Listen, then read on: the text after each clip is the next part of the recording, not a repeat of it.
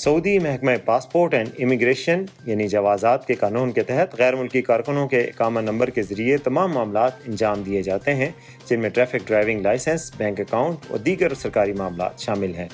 ایک شخص نے جوازات کے ٹویٹر پر استفسار کیا کہ کفیل کا ذمہ ٹریفک چالان ہے، کیا یہ چالان میرے اقامہ کی تجدید میں تاخیر کا باعث ہو سکتے ہیں؟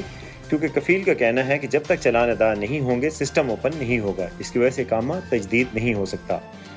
سوال کے جواب میں جوازات کا کہنا تھا کہ اقامے کی تجدید کے لیے کفیل کے ذمہ ٹریفک خلاف ورزی پر ہونے والا چالان رکاوٹ کا باعث نہیں، جس کا اقامہ تجدید کرانا مقصود ہو۔ اگر اس کے اقامے پر کسی قسم کا چالان ہو تو یہ لازمی ہے کہ چالان ادا کرنے کے بعد اقامہ تجدید کرایا جائے گا۔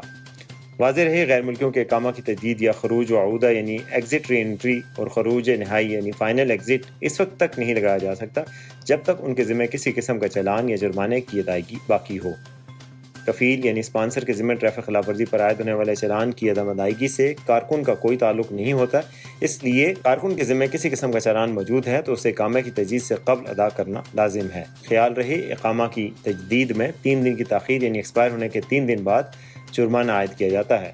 اگر اقامہ ایکسپائر ہونے کے 3 دن بعد تک تجدید نہ کرایا جائے تو اس صورت میں 500 ریال جرمانہ عائد کیا جاتا ہے۔ اس خبر کی مزید تفصیلات اور اس طرح کی مزید خبروں کے لیے دیکھتے رہیے urdunews.com۔